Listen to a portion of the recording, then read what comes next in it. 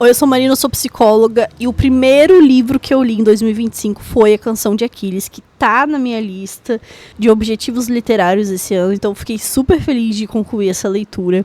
E eu vou falar um pouquinho sobre ela aqui pra vocês. Eu não escrevi o roteiro e eu terminei recentemente o livro, acho que foi anteontem, então eu quero falar, assim, o que eu percebi de psicológico dos personagens, o que eu reparei na personalidade deles e da trama. Então eu já aviso que esse vídeo aqui, ele tem spoiler, tá? Então só pra começar relembrando, o que acontece nessa história aqui?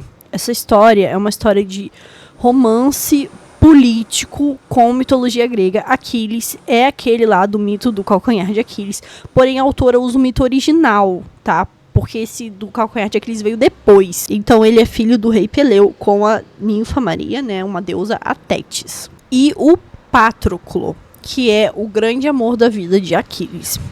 E aí o que acontece? O Peleu, ele vai abusar da Tétis, né, e aí vai nascer Aquiles. Então a gente já tem, assim, essa grande violência, né, Aquiles nasce dessa grande violência, e já tem esse rompimento, assim, entre o mundo da mãe dele, né, o mundo divino, e o mundo do pai ali, de ser um grande guerreiro conquistador. E aí ele nasce dentro de uma profecia, de que ele vai se tornar um grande guerreiro, ele vai ter muita glória, porém ele irá morrer quando um herói de Troia morrer também. E Patroclo, nossa, o nome dele é um trava-língua, né? Ele é um príncipe, mas ele é deserdado porque ele mata um coleguinha ainda criança por acidente. Então ele tem uns 10 anos ali e ele é mandado então como desertor para o rei Peleu, onde ele é criado. O rei Peleu, ele é famoso assim por acolher vários gurizinhos e tornar eles guerreiros depois, né? Tem uma segunda intenção ali que é ter um exército. Só que aí o que acontece? Ele vai conhecer Aquiles e os dois vão criar ali um vínculo e uma paixão muito bonita de ler. Só que nem tudo são flores, não é mesmo? Todo mundo é contra esse relacionamento do Aquiles com o Patroclo. A deusa Tétis é, assim, maior inimiga do Patroclo que existe. E desde o princípio, Aquiles, ele tem uma personalidade, assim, ele foi criado para ser um herói. Ele é muito habilidoso, ele é muito forte. Enfim, minha luzinha do microfone desligou. Enfim, espero que ainda esteja gravando. Ele é muito habilidoso, ele foi criado assim pra ser um grande herói, ele já sabe que ele vai ser um grande herói, que ele vai ter grandes conquistas, grandes riquezas, e ele não sabe o que é abaixar a cabeça pros outros, o que é ser submisso, o que é ter que seguir regra dos outros. Porque ele sempre soube que ele é o cara, entendeu?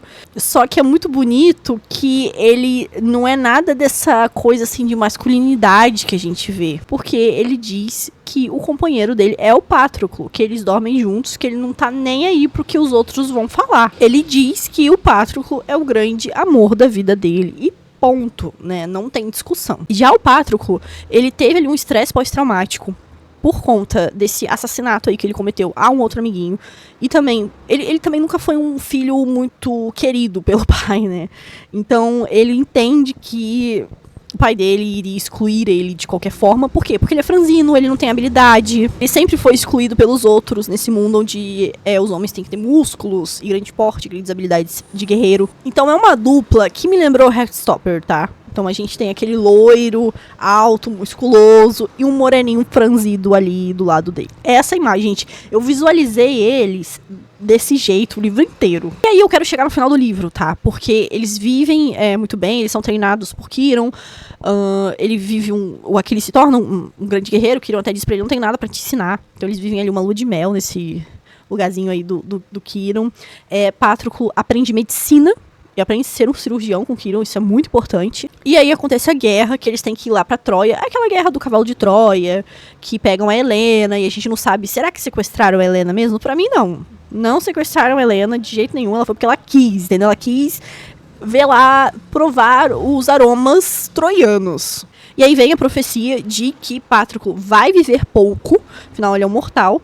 Mas assim, desde o começo, eles já sabem que infelizmente vai ter esse rompimento, que eles não vão ficar juntos. Seja por conta dessa profecia, seja porque Aquiles quer se tornar um deus imortal. Tétis quer fazer dele um deus imortal, e ele quer isso. Ele quer esse destino pra ele. E também Aquiles sabe que ele vai morrer quando o carinha lá de Troia morrer também. Acho que é Heitor. Sim, Aquiles não quer ir pra guerra. Ele vai. Patroclo vai atrás dele, né? Não vai deixar ele sozinho. Eles vão pra guerra.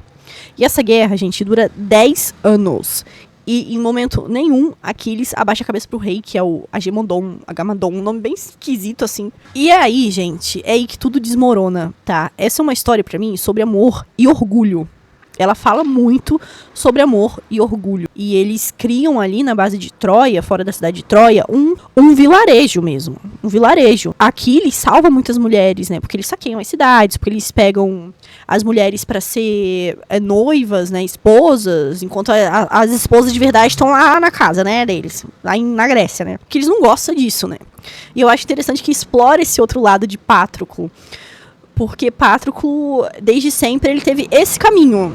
Ele sabe que ele vai morrer cedo, mas ele escolhe viver a curta vida dele do lado de Aquiles. Mesmo Aquiles tendo um destino muito maior e com a possibilidade de se tornar um deus, sem poder levar Patroclo junto. E até assim, no final do livro, ele diz, como que seria a minha vida, né? Se eu tivesse um filho, que ele resgata uma mulher, e ele ensina grego pra ela, e ela ensina... Não sei qual que é a língua de Troia. É Briseida, lembrei o nome lá. Ele meio, assim... Não vou dizer que ele se apaixona, porque o grande amor da vida dele é Aquiles. Mas ele pensa nessa possibilidade. Ele até tem um affairzinho ali com a Briseida. E Aquiles, lembrando que Aquiles tem um filho. E ele dá essa possibilidade, porque ele sabe do destino do Patroclo ter um filho com a Briseida. Gente, Patroclo é meu personagem preferido nessa história, tá? Sinto muito pros fãs aí de Aquiles.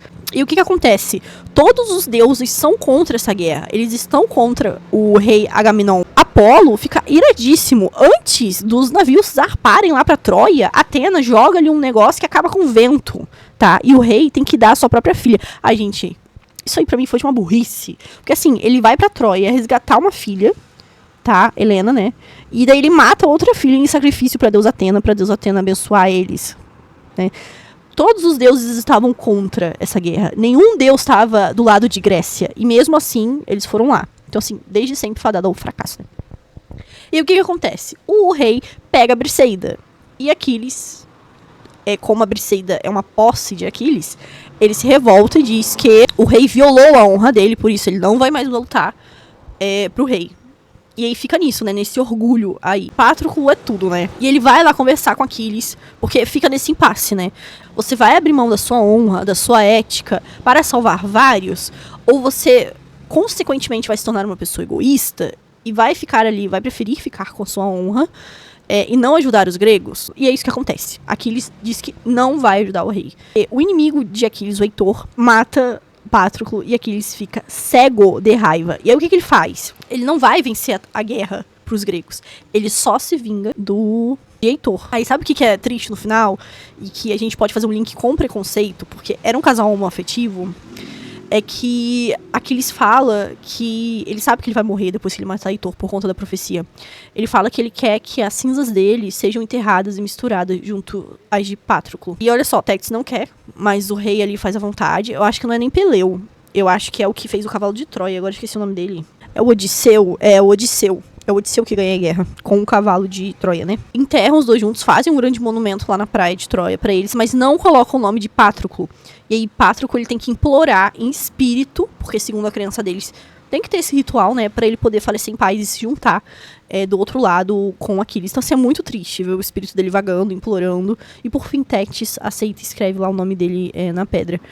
Mas, assim, me pegou esse final, sabe? Ele é o narrador da história, então mesmo quando tudo acaba, quando Aquiles morre, eu recomendo demais a leitura.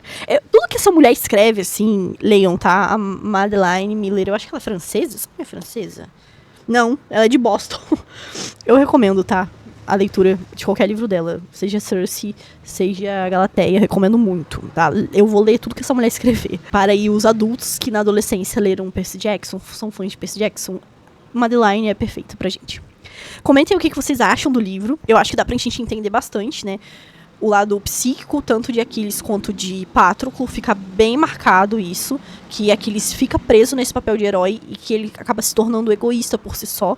Isso fala muito sobre os heróis da época, né? Que é o poder, né? Até hoje em dia a gente dá poder ao homem que a gente vai dizer quem é esse homem, né? Tem esse ditado. É isso, esse é o primeiro livrinho aí da minha listinha. Eu tô muito orgulhosa de já ter lido esse livro, de já ter iniciado a minha lista. E vou marcar lá que esse aqui, das minhas metas literárias, já está lido.